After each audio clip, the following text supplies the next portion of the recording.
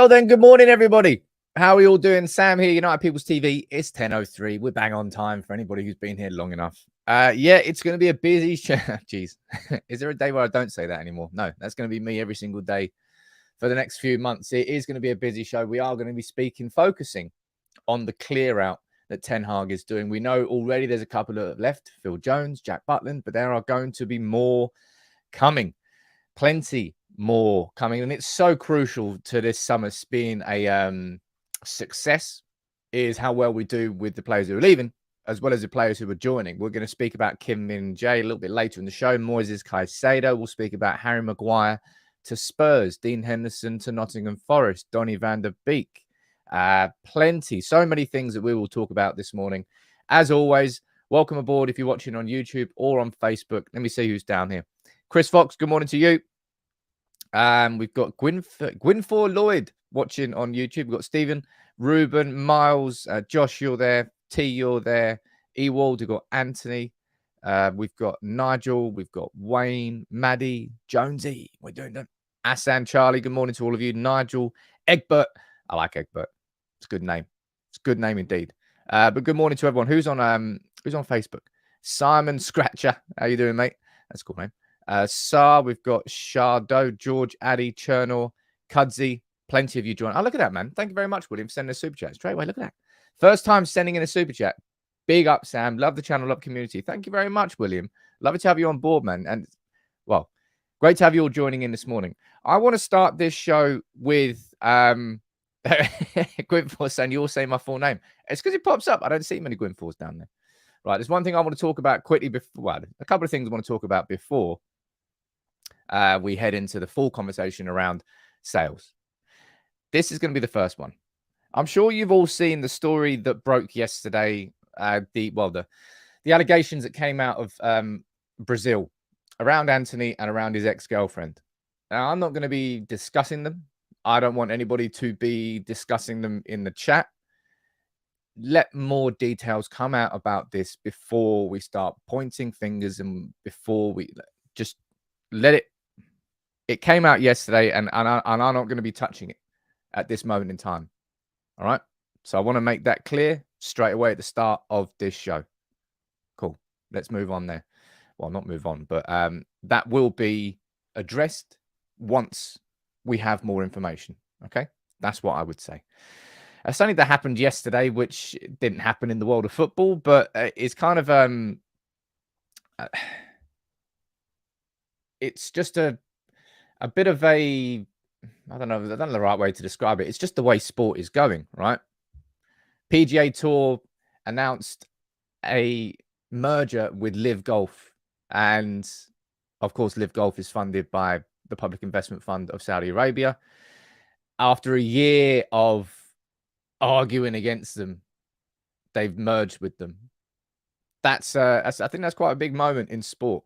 And this is coming in the same week, by the way. The reason I'm saying that, this is coming in the same week that Public Investment Fund announced that they now own 75% of, I believe, Saudi Arabia's 4 biggest clubs. And then we're seeing this. Benzema is going to be, well, we know he's left Real Madrid and he's going to, I believe, is it the same team that Ronaldo plays for? I think so. And I believe, if I'm right, his wages are somewhere in the region of 200 million euros a year, somewhere in there. Kante is now going to be leaving Chelsea and going to be moving to Saudi Arabia as well. And his salary is going to be 100 million euros per year. Right? Bear in mind that I believe I was looking yesterday, the highest ever wage packet for a footballer in European football was Messi at his peak. And that was 75 million euros per season. Messi at his absolute peak, pretty much the greatest player of all time at his peak. Kante is going to be on 100 million euros a year when he's 32. I mean, I'm laughing. It's not funny whatsoever.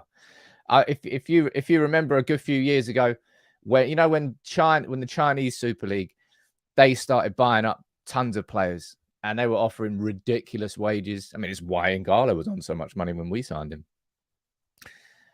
It's dangerous, I would say. you might say dangerous might be the wrong word to describe it. I don't really like how modern sport has gone. I've kind of been against it for a long time. You know that's why part of me is fundamentally opposed to any sort of state-linked takeover, and that's always been the thing that I've always had to try and contend with in my head. I'm not going to get into a conversation about Manchester United takeover because there is no update to spring up. We spoke about it yesterday, and there isn't really another one to speak about today. But it's just, I think it's quite sad. You might say that I think my mate Joey yesterday kind of pointed out that, you remember when the Premier League started back in '92 and the uproar that caused, and then the Premier League ended up becoming the product, I suppose, that it is today. Maybe this is the next evolution of that in the world of sport. I don't know. I don't think it's long before Saudi Arabia own a league. I don't think it's long before Saudi. Well, obviously they do own a club in Newcastle, but it's crazy. Chris Church, how you doing, buddy? Thank you for the super chat. You're saying my birthday on holiday in Egypt. Oh, big up your emoji. Big up your not emoji. Your profile pic. Look at that. He's got the Dutch one. Can't miss your awesome show. Exciting times ahead. It is exciting times, man. But there is a lot to go on. John Dudley, Sam, you're waffling. No, dude, I'm waffling. I'm 6. Geez, you can't even just have a conversation. If it's something that people don't want to hear, you're waffling. You're boring me. Oh, it's mad. It's mad. Yeah, I'm not waffling. I'm making it. I don't particularly like the way that modern sport has gone, and not everyone not everyone can agree with that. Not everyone can disagree with that. But hey, let's talk about the headline for today's show. Now, clearing out. You can see up here, right? I've updated the board a little bit. I've got 2 categories. I don't know how I'm going to fit everybody down here, by the way. We've got in the done category now, I've got outs and ins. Because if Manchester United are going to get this summer right, we've got to be so clinical, I would say. Clinical with our sales. Not just sales, player releases. Because you remember last summer, right? Mata, Matic, Lingard, and Pogba. I think they were the 4 of them. 4 situations where United could have probably just given them a new contract. Could probably just have kept them at the club so they didn't leave on a free. But realistically, we're all saying, well, they're not really going to have the sort of... They're not going to help our squad. Ten Hag let them go. We all felt, okay, well, that's stage 1. Good. This is stage 2 this summer, and it's going to have to be more widespread than last summer. And by the sounds of it, it is going to be. Yeah, I'm quite excited by this. I really, really am. Oh, look at that down there, man. JVD, how you doing, you ledge? Just gifted 5 memberships. How you doing, buddy? Nice to see you there. Proper legends in this community. Really genuinely are. I can't wait to do, at some point, I don't know, we'll do like a live podcast or something like that. And then we can invite everyone down from the community. I think that'll be a wicked thing to do. I reckon I'd like to do that next season. That'll be a plan. I'll just got to see if I can execute it. But right, let's talk about the sales. Let's talk about the exits because we are moving fast. Now, this one was you're saying you thought Alan's saying you thought Lingard was alone. Was Lingard alone? I'm sure Lingard. I'm sure that was a permanent thing. He got a 1-year deal at Nottingham Forest, and he's now been released again from there. So I'm sure that was because remember Lingard didn't get the send off that he wanted. I'm sure it was because that was when Ragnick didn't want to play him. Geez, you remember that last season? Anyway, so let's focus on this season. Phil Jones was the first name on the exit list. Probably, let's be totally honest, 4-5 years too late. That contract that he signed, he never should have signed that. He never should have. And that wasn't down to Phil Jones. That was just poor club mismanagement of the Phil Jones situation. But Phil Jones has left. Number 1. Number 2, Jack Butland, who didn't even play a game for us, who was brought in because Dubravka's loan was cut short. I mean, that doesn't really change much or mean anything. But Jack Butland, that was his message yesterday, saying it was short and sweet. I'm really experienced with the team I've supported since I was a young boy. Star players and fans and everyone with the club, involved in the club, are on another level. Jack Butland's gone. His deal to Rangers on a free transfer, his move was confirmed yesterday. So good luck to Jack Butland. So that's Phil Jones and that's Jack Butland gone. And there are going to be plenty more on top of that. You've seen my my keep or sell list. Let me pull this bad boy up here. Was it is that one there? I think that's what it was. Forgot about this. Let me pull this up. This is the video that I did the other day on sort of I did a complete update of the whole squad and I put them in whether we should keep or sell them, right? Let's go down here. So, this was my list here. You can see how big that list is. So we've got Jack Butland, he's gone. So let's put him at the top there. He's already gone. Where's Phil Jones? Phil Jones, he's already gone.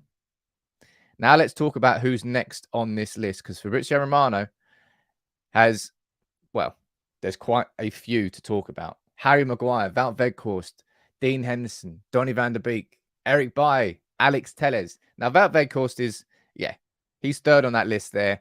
And, well, let's be totally honest, right? I remember us having a conversation as a community, and we sort of agreed that if Weghorst can contribute to between 10 and 15 goals for Manchester United from when he joined in January, then there is a chance that he could get a short-term permanent deal, maybe a one-year contract. He didn't do that. I think he got 2 goals, 2 assists, there or thereabouts, and he really faded off towards the end of the season. Every time Weghorst came on, you were just like, please. Damn it. He's left. Thank you very much, Weghorst, for that 10 to 15 game period. Our best part of the season, actually, he was involved in. That period between the end of the World Cup and winning the League Cup was our strongest period. As when we played Barcelona home and away. Did we beat City at that point? I can't remember if it was City or not. But I remember that period where we were it felt like everything was clicking at that point. Just for a striker. And this you can laugh at. Like his finishing is absolutely garbage. Really is garbage. But Weghorst is going to be leaving. That's the third name on that list. And you can see how many more names are on that list. And one name here. This is probably going to be the top of everybody's sell list, isn't it? Because this is a genuine sale. We're talked there about Phil Jones leaving because his contract's expired. Jack Butland leaving on a free transfer.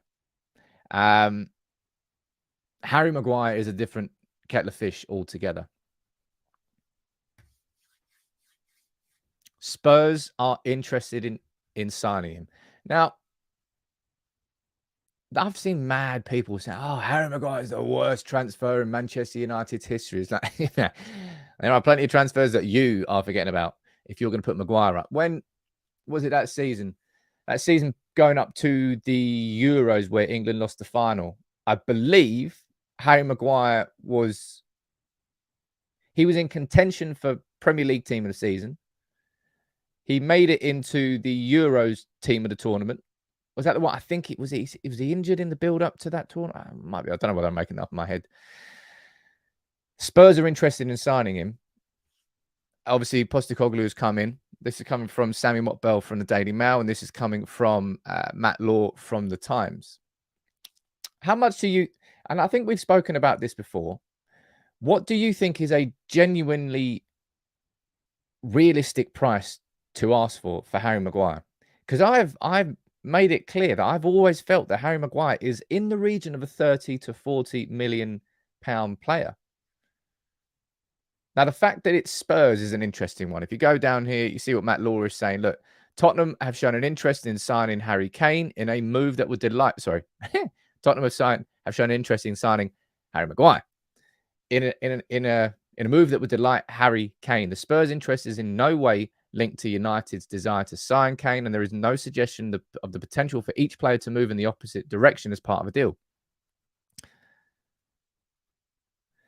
I wonder how United play this one out. I'm very confident that if Harry Maguire goes to the right team that plays the style of football that will suit him, then I think he'll become a very good centre-back again. I just don't think that was ever going to happen at Manchester United ever again. I think that chalice got poisoned. It was basically ever since Mykonos. Or was it? Maybe it wasn't that. But it was Mykonos when he went there and got arrested, and then Solskjaer really stood by him as a captain. Because at that point, we were like, the conversations were, should Harry Maguire be stripped of his captaincy? Should Harry Maguire play for Manchester United? All these questions came out. And obviously United stood by him, but that was kind of the beginning Beginning of a downward slope that just never recovered for him. Now, let me see what you're saying down here. Reese, you're saying Maguire plus 50 mil for Kane. Woohoo! Wishful thinking. Jonathan, you're saying 30 million. Wallasymbol, you're saying 35. 40 to 45, says Paul. 60 mil, says Chaos. Well, we're not going to get 60 mil for him. 50 million for Daniel Levy. Somewhere in the region of 30 to 40 million is a fair price for Harry Maguire. Now, of course, that's a massive loss for United. It's almost like we massively overpaid. 80 million for Harry Maguire. Yeah, we know we got our pants pulled down at that point in time. I remember I was at a festival. I was at, I think it was it Wilderness Festival? I think we saw Maguire and I came back. I had broken my finger. Jeez, I'm such an idiot for doing that. It's amazing how I've done so many injuries to myself in my life. But the one I did to break a finger is the one that's caused most problems. How annoying. Anyway, we signed. I remember that because I came back and I did a sort of a reaction in the back garden about him. 80 million was just a ridiculous price. But 40 million is absolutely what he's worth. 30 to 40 million, I think so anyway. And if it's Spurs, it's an interesting dynamic. Because if, of course, we want Harry Kane, which we do, how does that tie into it? Do we just I don't know. Do we just deal with that separately? Do we try and invite? Mate, player swaps don't exist anymore. But if they want a player from us and we want a player from them, then you can have those conversations at the same time. You can't really talk about Harry Maguire going to United without at least bringing up the conversation of Harry Kane, surely. Blake, nice to see you there joining as a member, dude. How you doing, man? Let me know where you're watching from. I'll try and give you a shout out. 30 million euros, over 30. He would do well in Italy. And you're saying, I can't agree. That's very unusual. You know what I mean? It's very, very unusual. Maguire was worth 50 million tops when we bought him. Now, maybe 25. Dude, that's what I'm saying. I will always use this as an example. Gavin Bazunu going from City, having never played a Premier League game, to Southampton for 12 million. And we've got an established England international, currently Manchester United captain, with hundreds of senior appearances under his belt, played in the European final, and you're going to put a 25 million price tag on him. You're stung by what Maguire has done, and that is not realistic in the market. The market's stupid, right? Probably your price might be realistic, but it's not realistic in the grand scheme of how much players are worth these days. Harry Maguire, we should be getting in between 30 to 40 mil. Whether or not we do, I mean, that's a different kettle of fish altogether. And that will be the real marker, not the real marker, but a real marker of how much progress we've made as a club. Because we are crap, absolutely crap at getting good prices for players that we sell. Daniel James is the only one that made us go, how in the world did we get, was it 25 mil for Daniel James? Very good bit of business there. That's what we need to be doing with Harry Maguire and plenty of others, including Dean Henderson. Nottingham Forest are in advanced talks to sign Dean Henderson on a permanent deal. Terms are almost agreed on the player side. United are not intending to give that green light until the De Gea contract situation is sorted. This is coming from Fabrizio Romano himself. Now, of course, I think Dean Henderson probably made like somewhere between 15 and 20 appearances for Forest before he got injured. And then they signed Keylor Navas in January, and then they stayed up. But it's clear that he doesn't have a future at United. Otherwise, look, the amount of conversations that we've had around our goalkeeping situation, I'll speak about it a little bit later in the show. David De Gea, who are we going to bring in? X, Y, Z. Henderson really has never been part of that conversation. Never has. There might be people saying, maybe give him a go, maybe do this. It's never really been serious. Ten Hag has never really talked about him. And I think, rightly or wrongly, he sort of sealed his own exit with the manner of his exit before Ten Hag came in. Remember that interview where he said, look, I left before Ten Hag came in. I didn't want to play second fiddle. I didn't want to see how good I was because he would have wanted to keep me. And look, there's nothing wrong with a bit of self-confidence. That's part of being an elite sports person. But I don't know. I can't help but feel that maybe if that exit had gone differently before Ten Hag came in, that maybe he would have been given an opportunity. But he's not. Dean Henderson's never been part of the conversation. Now, an interesting add-on to that is this is from the Times on Dean Henderson and the De Gea contract, right? Let's go down here. United are prepared to sell their goalkeeper Dean Henderson to Nottingham Forest and want to tie De Gea down to a new deal first. Henderson spent last season on loan. De Gea is close to agreeing new terms with United, which would result in a reduction of those 375k a week wages, but it's yet to be finalised. And I have said this so many times with you, right? And I will continue to say it around this De Gea situation. It doesn't make much. Something doesn't add up. Like, you know, when the stories came out around Luke Shaw signing a new contract, you remember? I think he was interviewed about it after a game. Murmurs and rumors came out about a new Shaw contract. Boom, within a week, announced.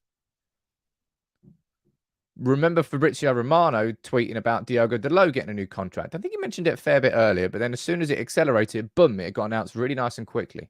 This De Gea situation has gone on for months. Months and months and months. And it can't just be around wages. Although I'm guessing it's going to have to be a hell of a drop from 375, because that was just, again, mismanagement by Manchester United as a football club. You might say it wasn't mismanagement at the time, and that's Captain Hindsight speaking, but 375k a week. It made him the best paid goalkeeper in the world and one of the best paid players in the world on a very long contract. It's almost like it's become a problem. Pratik, how you doing, buddy? Thank you very much. Saying love your channel. All the detailed conversations, clear things out. I try to do my best. I'm definitely not perfect, but yeah, my instinct is telling me that I don't know. Ten Hag has made it abundantly clear on more than abundantly clear on more than one occasion that he wants De Gea to stay. So it can't be Ten Hag arming and ahhing about whether to give him the contract. I don't know. I can't put my finger on it. It's just a weird thing.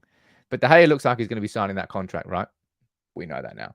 Dean Henderson, it looks like he is going to be leaving. So that is quite soon. I hope we can go to this board, right? And we can have Maguire down there, and we can have Dean Henderson down there. And that should be worth, right? That should be worth easily in excess of £50 million to Manchester United, which should go straight back in. Hopefully, it's probably not how it works. Should go straight back into our budget, because sales this summer, more than any, are going to be really directly. Well, our ability in the market is going to be influenced massively by how well we can do with player sales. And there are more players to still speak about. I'm going to move on to, wow. I'm going to move on in a minute. Mate, Seven Samurai, how you doing, dude? Wow. That is generous. What a guy. 20 gifted memberships to the world's best community. From the Samurai himself, look, he's even sent a super chat. How you doing, buddy, man? You're saying little celebration for what I think has been a really good first season under Ten Hag and gives us hope for the future. Enjoy the memberships, mate. Thank you so much, man. What an absolute don of a gift that is. A don of a gift? That doesn't make any sense. Oh, well, I said it anyway. What an absolute legend. Thank you so much. Everyone say thank you to Seven down there. And I always say, but everything that you do keeps helping this channel go onwards and upwards. We've got the big giveaway, the big raffle this month. I keep getting confused between the raffles and the giveaways. The big raffle this month, down there you can get your ticket. It's only £1 per ticket. We're doing a proper 50-inch 4K smart TV and a Bose soundbar. That is going to be a serious setup for next season's football for anybody who wants it. It's only £1 per ticket. You can join in down there. Ahmad, what are you doing? What are you saying down here, man? And to think City were battling us for Maguire's signature. Yeah, it's just, mate, when we signed Maguire, I was genuinely delighted. The price at that point in time, I don't know. I wasn't offended by the price. It was a Van Dijk. That was the season after Liverpool signed Van Dijk, I think. And of course, the price was a direct comparison with Van Dijk. I was just like, it feels like United finally have got ourselves Because I remember watching Maguire at Leicester and bursting out from defence with the ball. I was like, this is it. This is it. And then it wasn't. It wasn't. Well, I'm looking forward to him leaving, us getting some money in. And between Maguire and Henderson, I think we should be getting minimum 60 million, let alone 30, let alone 50 million. Let's find out. And there are going to be more players on top of that. And this lad should be one of them. And this really is, I'm going to call it a massive shame, because it is a massive shame. Fabrizio Romano here confirming that Donny van der Beek's going to be looking for options. He loves the club, but he needs and wants to play regularly next season. He's not going to get that at Manchester United. That ship has firmly sailed. And in the same way that I think Manchester United have given so many opportunities to Anthony Martial, that's the end of it now. Martial, move on. We're just going to go, well, what could have been? The same thing goes for Donny van der Beek, who I genuinely feel a serious amount of sympathy for. He's had that injury the last injury he got as well, in particular, because that was when I think Donny had like 3 or 4 appearances and they were all like, I'm not sure about that. But even in that game in particular, I was like, oh, okay. All right, he's starting to, oh, great. And you saw what that injury was. It was it's one where the knee goes backwards. I think Donny van der Beek, just my opinion, I think Donny van der Beek should go back to Ajax. It strikes me as the perfect sort of situation. They're a club which is struggling massively. Van der Sar's now left. Ten Hag and Van der Gag obviously left. Overmars situation. PSV. I don't even think they've got Champions League football next season. I think Donny van der Beek should be going back to Ajax. Maybe we can have a conversation saying, oh, yeah, you want him? How about you get a little bit of Urian Timber the other way? I don't know whether that's going to be part of the conversation. I don't know whether they have the budget for it. But I wish him the absolute best of luck. But there is no way that I want Donny van der Beek in this squad next season. I'd much rather see a youth team player get because it's going to be limited opportunities. I'd much rather see a youth team player get those limited opportunities ahead of Donny van der Beek now. Unfortunately, that ship is just gone. Man, look at that. Ricky, we've got some generous community members down here this morning. Ricky's just gifted 10 as well. Big up to you, Ricky. Ricky! Sorry. Can't help but say that when I say Ricky. I don't know. Let me see what you're saying down here. Corey, you'd say you take Kudos instead of Timber. No, I think I'd take Timber. If I was going to sign one player from Ajax this summer, I think it would be Timber. Yeah. As good as I think Kudos has been, I think Manchester United are quite stacked in the winger department. Now, you might try and say that Kudos can play through. Yeah, I think he can play through the middle, but if you're looking at what is his best position? Anyway, I would definitely take Timber personally, because I think that's where the I don't know, the biggest need for investment. There's need for investment everywhere in this Manchester United team, but we certainly need quite a bit in terms of defensive investment over the next few years. Let's see what goes on. But Donny van der Beek, Harry Maguire, Dean Henderson. What do you reckon? Type it in the comments now. What do you think is a reasonable expectation if those 3 players leave? So van der Beek, pull this up. Van der Beek, Henderson, and Maguire. In total, what do you reckon we can get for them? Because that's good money. Van der Beek, I don't think we can probably expect to get more than, I don't know, 15 mil? 15? Maybe that's wrong. 15, 20 mil? I'm not sure. Should get a good amount. How much did we paid? I think this surprised myself the other day. I think Van der Beek was like 35 mil, 40 mil. 39 mil. Jeez. I remember that at the time. I was like, the only reason we're going for that is because it's an underpriced value of a player in the market because of his contract situation. Let me see what you're saying down here. Andrew, you think 100 mil. Julian, you think 80. Paula, 75 plus. Gary Pearson, you're saying 90. Leela, you're saying 65. Brian, 75. Chris, you're saying total 100 mil max. Stephen, you're saying 80 to 100. Adam, you're saying 80 to 90. I probably think that's going to be sort of best case scenario. if United do it right, I think we'll probably be in that ballpark, 80 to 90 million. And that would be good. And as I said, my lunchtime video is going to be on this as well, because I know that not everybody has the ability to join in a live show for 30, 40 minutes. So I'm going to do this in a nice little tight 10-minute video at lunchtime today. So make sure you drop a like on the video, because I do try and cater for all audiences. We do short videos as well, if you want to follow on TikTok. On top of that, so we go back to Fabrizio Romano's actual tweet. You've got Weghorst leaving. Yeah, we know that. Maguire.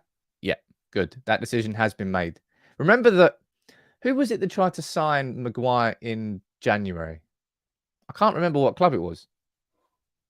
Who was it? There was certainly interest in him being signed in January, but United rejected it at that point in time. But he wants to leave now. Man United want him to leave. There's unity in the thought process, and I don't particularly think we'll be short of it. Quite a few of you down there are saying it was West Ham. I think it might have been West Ham. I can't remember. I think West Ham will be interested in signing him. I don't know whether Chelsea will be. I think Spurs clearly will be.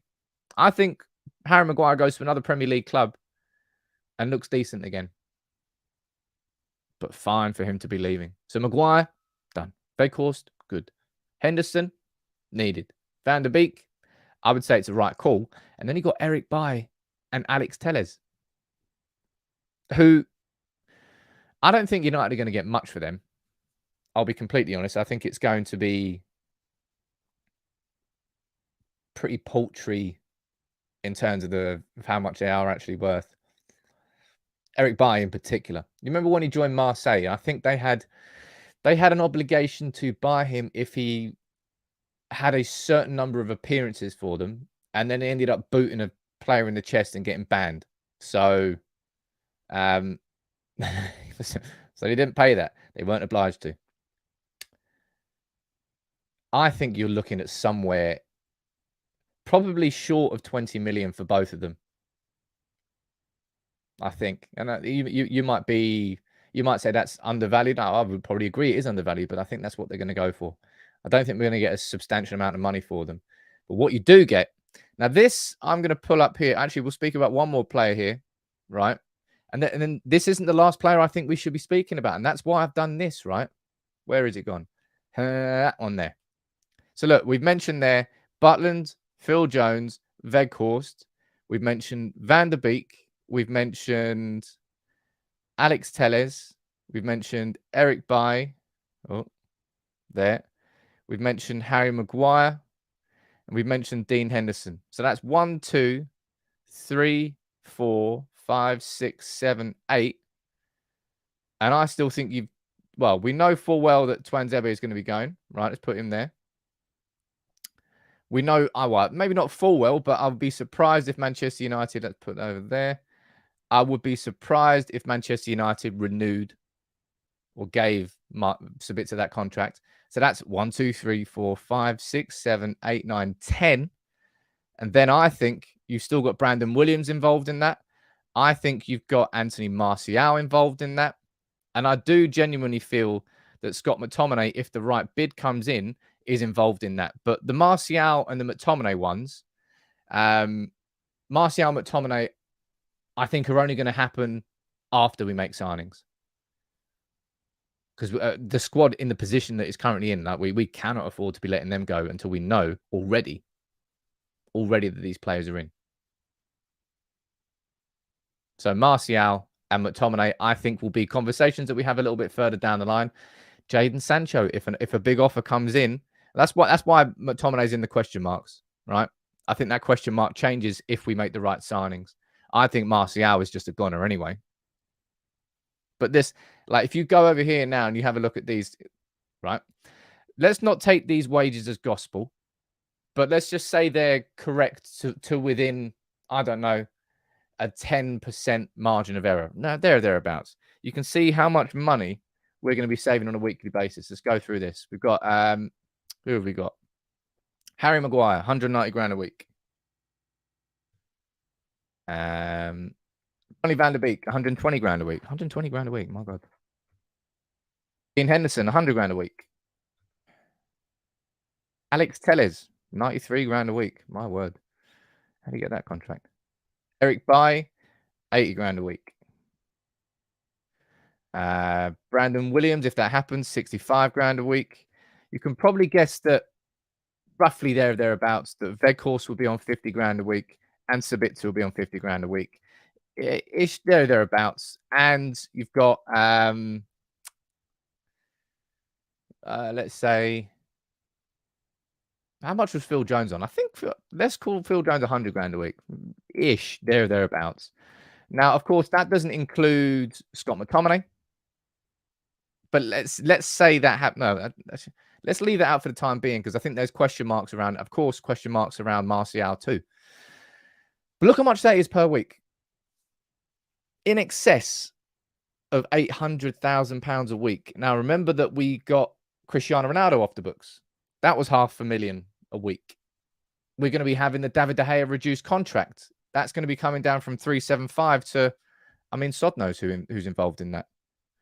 And Tuanzebe, did I not put him down there? Where is he? He's not even on there. Is he? No. Is he? Am I missing out? No, I don't think I'm missing him. Let's just call him 50 grand a week then. Or thereabouts. All I'm saying is this is so important for this genuine rebuild, right?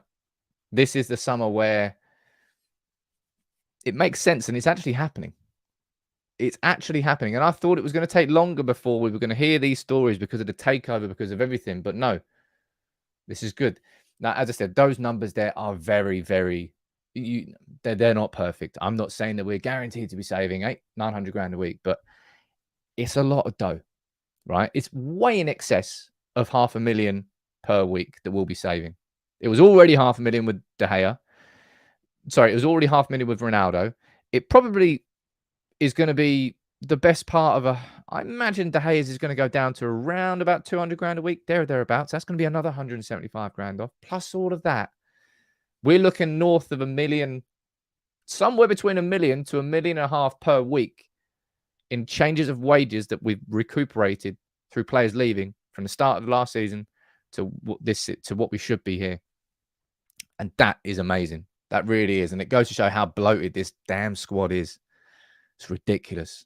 Huge amount of money, which is going to have a positive impact on our summer window. And now that we've done all of that, that's what I mean. You needed a whole show to talk about that. That board is going to be absolutely ramo. I'm going to run out of room of the players leaving. And I do that with a smile on my face. Because we need players coming in. You know full well what I think about this lad. Moises Caicedo, for me, is quite easy. Well, it's either Moises Caicedo or Declan Rice as to the midfield signing that I think could have the most impact on the quality of our midfield going from here to there. I would probably put Rice and Caicedo quite close to each other. I think they're both incredible signings, but just the way, look, I actually think United are interested in Rice. And I wouldn't, of course we would be, but I just don't think we'll be able to afford Rice. And he's going to be Caicedo. Look, you're seeing here, Brighton are demanding more than 70 million. Arsenal tried to sign Caicedo in January. £70 million bid got rejected. Chelsea were also lingering around him as well. They now haven't got Ugarte. Kante's going to be leaving to join a Saudi Arabian team. They're going to pay big money. Big money. So you've got Chelsea who need that player. You've got Arsenal who need that player. And you've got United who need that player. And there's only two of them, Caicedo and Rice. So someone's going to be left shortchanged. And I don't know who that's going to be. But Brighton, as it says there, are preparing for a bit of a transfer war. Transfer war, I don't know. I don't really like that turn of phrase. But they've got a player in seriously hot demand. And this is going to be the one. You know, we talk about transfer situations that sting or that stung Manchester United. What ones do you remember in particular? One that will always stand out, of course, is Paul Pogba going from United to Juventus on a free transfer in the first place, and then us buying him back for, what was it, 82 million? That's probably going to be the one that stands out the most. But United not signing Caicedo last summer? Summer before? When he was less than 5 million. And then we might be in a situation here where a couple of years later, we sign him for 80 million. That's a 75 million pound mistake. That is. Ouch. I think Paul Pogba is definitely going to be in that one. Gary, you're saying Sanchez, terrible piece of business. I agree with that. I think Sanchez is probably one of the worst modern transfers that United have done because of the impact it had, the ripple effect. But in terms of missing out on one, not signing Tony Kroos for a couple of you, geez, wasn't it? I think I remember him speaking about it, saying that it was that when David Moyes was in charge? I think it was. Mate, Kroos. Well, I think Kroos made the right choice. Let's be totally honest. Seven Samurai, man. Mate, you are an absolute hero, man. What you saying here, sir? Thank you so much, Super Chat. Sam, how confident are you in getting all these sales done in the current situation? Because we still don't know what the budget will be without all these sales.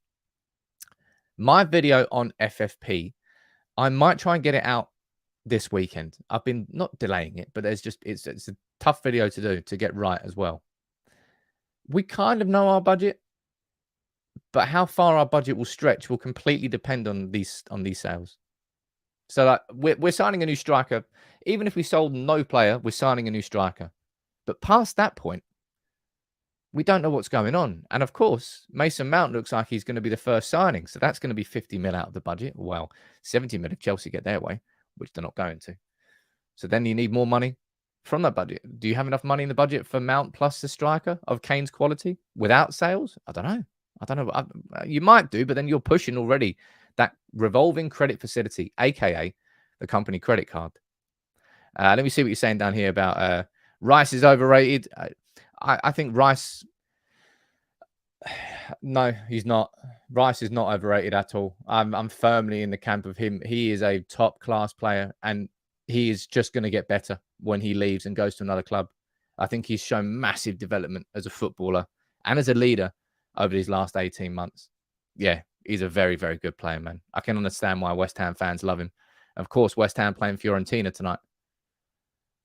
I think I'd like to see. I don't care about West Ham. I know David Moyes winning it. But anyway, I think it would just be a good game anyway. Jude Bellingham. The Jude Bellingham one, of course. I think that's a very good one. What else are you saying down here? Di Maria the Snake. Well, we know that. Let's not speak about him. Wow,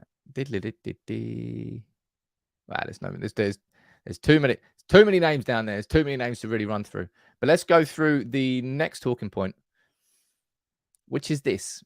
Now, I don't particularly think that Manchester United are going to be spending big money on a goalkeeper this summer.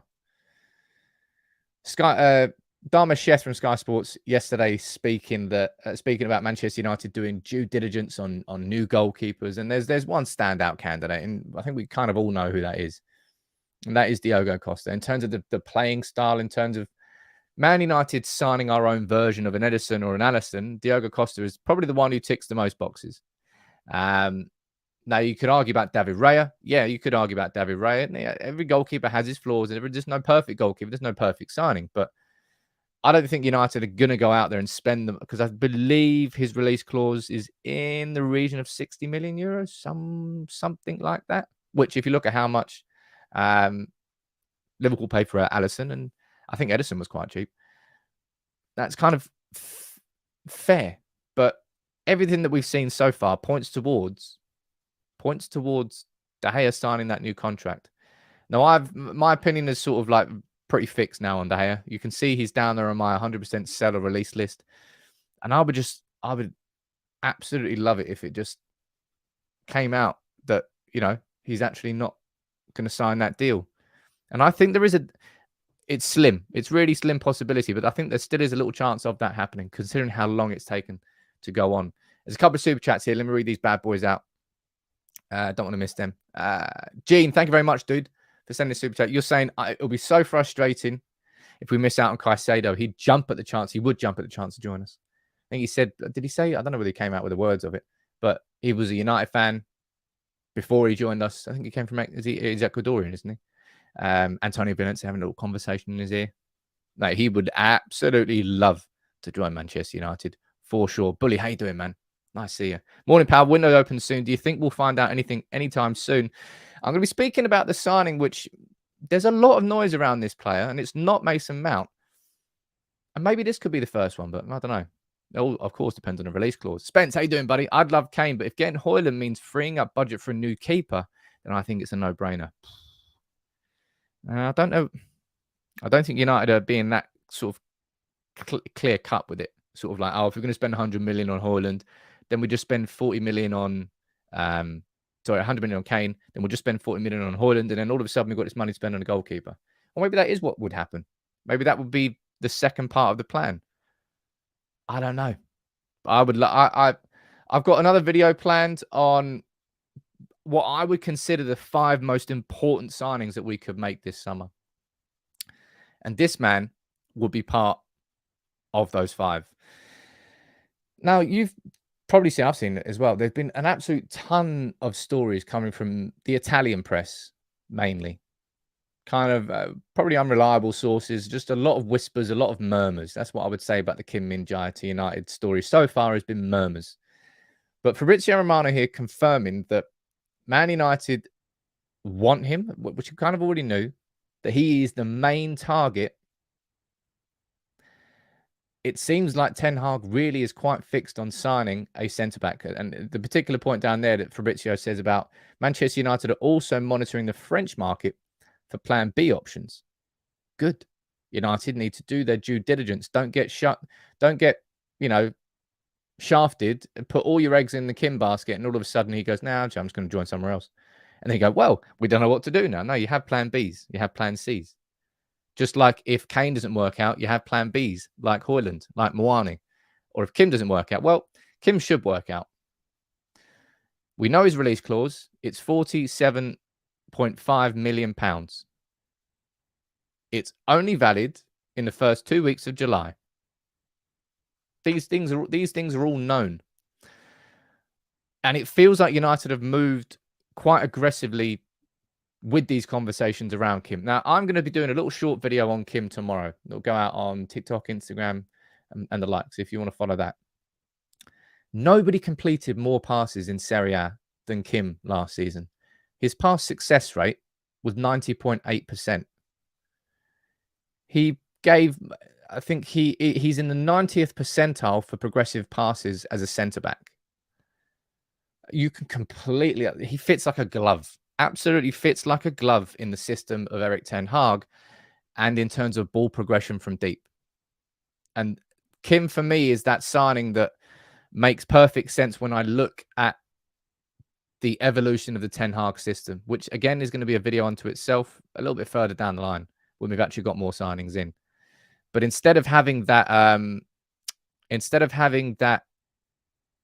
deeper line playmaker, someone like De Jong, I think it's now switched a little bit. It will switch if we sign someone like Kim. Now, Varane is obviously a very good defender, very good ball progressor. But in terms of playing a higher line, in terms of playing that really aggressive, athletic style, Varane won't be able to last a full season. Varane is going to be a player now who... You remember when Zidane went to Real Madrid and then he ended up not starting Ronaldo every week and Ronaldo got really pissed off. But then Ronaldo was banging in hat-tricks in every single Champions League game because Zidane kept him for those occasions. I think that's how Ten Hag will probably manage Varane next season. I think Varane will be used... Varane and Kim would sort of dovetail with each other. But Varane won't be playing 3 games a week. Martinez will. And I think Kim will probably play the majority. But that's what you need. You need 2 world-class players in every position. Right? Because we know at some point next year, Varane will probably get injured. Probably will. It's just the way his body is at this point in his career. He's a very, very good defender. But in terms of making sure that we're not left short, Maguire leaving and Kim coming in is a massive, massive upgrade. Massive upgrade, man.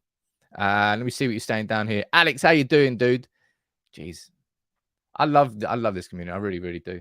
I love doing these shows every day. I always say this is an absolute privilege that we've done all this together. It is a privilege to do this, man. Thank you so much. I think. Oh, did I miss some? Did I miss one up here? 1 second there. I did. Siam, who gifted it to John, Ryan, Gary, and Andy, and there's one more. Erik, King Erik. Woo! Yeah, that was a good gong hit, that one. That was a really good gong hit. I can't wait to make that digital to bring the sounds here rather than me just spanking the gong. Debbie, you're saying my show should be longer. Jeez, it's an hour and I haven't even repeated a point yet. It takes me about hour and a half to research this every morning. And you can see why. Man, it's absolutely mad. The only update on the takeover is there is absolutely no update. Remember the conversation I had yesterday? It's just like, feels like journalists are just kind of putting out little snippets just to, I don't know, just to stay relevant, just to keep the conversation going. I don't know. There is no update on the takeover. I imagine at some point it's just going to explode. And I hope that happens sooner rather than later because we all need it to get done. Absolutely need it to get done.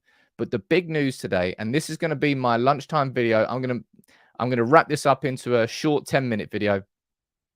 Player sales are moving fast. And that's a really good thing. I don't think that really relies on new owners either.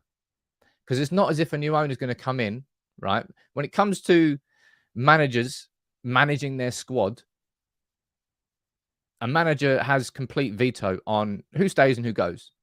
That doesn't change for whoever the new owner is. The new owner can come in and say about budgets for signing new players. Yes. When it comes to player sales, that's something that you can really get done whilst this whole takeover situation just lingers on. So maybe that's what United are doing, focusing a lot of the energy on making sure we clear the decks so that by the time the owners come in, we're ready to go. But at the same time, we're moving quite fast with Mason Mount. We're expecting a bid for Harry Kane. The Kim situation seems like Manchester United are leading the race for it at this moment in time. That might change. But of course, it's all related to the release clause, which is valid at the first 2 weeks of July. Man, what a busy show. Busy show. And I'm glad everyone joined in. Thank you so much. But last couple of minutes, as always, ask me any questions you want. I'll answer them down here. Carl, you're saying, do you think Ten Hag's obsession with detail and work ethic has rubbed off on the back staff? I think the backroom staff have had a long time to prepare for this. And what you're seeing now is not luck. What you're seeing now is the product of preparation and good work. And that's what I'm hoping will happen, right? Okay. Well, the proof is in the pudding. When it comes to the negotiations, when it comes to the prices we get for players who are being sold, that's when we'll see whether John Murtough and Andy O'Boyle, remember he got brought in, whether these guys are actually going to start running this ship a lot tighter than it has been run before. Is De Gea a free agent, says Mac? If he doesn't sign a new contract, he leaves as a free agent, if I'm correct. I think so anyway. Josh Kunter saying, how old am I? 34. I think I'm 34. Andy Moore, you're also no, two different questions. Ever been to Berlin? I love Berlin. Berlin's great. I've been Berlin, I've been Munich. Where else have I been? I've driven through Germany as well. Didn't know the only 2 cities I've actually stopped off at though. I love Germany. Great food, great beers, great everything. Liam, that's a nice question. I want to pull this up, Liam. I don't mean this in a horrible way. I suppose ever since I did that video a while ago, I've had so many people who constantly reach out to me like this, and it's amazing. And if you can, I don't know, sprinkle a little bit of positivity somewhere and influence someone's life in a positive way, then it's a good thing. Then keep doing what you're doing. Big up to you, Liam, and big up to everybody who joins in. I think that's kind of part of why this community is why it is actually genuinely a community. It's amazing. It's really wicked, man. I love seeing that sort of stuff. What else are you saying down here? Andy, come over for a mad weekend in Berlin. I'd love to. It's just a bit busy at this moment in time, isn't it? A little bit busy. But look, thank you everyone for tuning in. That was a good show. I'm not going to say it's busy. It's just this is what the summer's going to be. So prepare yourself, strap yourselves in, and make sure you subscribe to United People's TV. I'm here Monday to Friday, 10 a.m. And if when things are breaking, and they're going to be breaking across the whole summer, I'll be here with extra impromptu live shows as well. That's why you need to subscribe, put the notifications on so you get a ping when we go live. Big up to everyone. Drop a like on the video. I'll be back at lunchtime today. As always, my lunchtime today video is going to focus, nice short version of that, on all the player sales, because it's not just the ones we talked about. There's more on top of that too, and it's really important. Big up, everyone. Take it easy.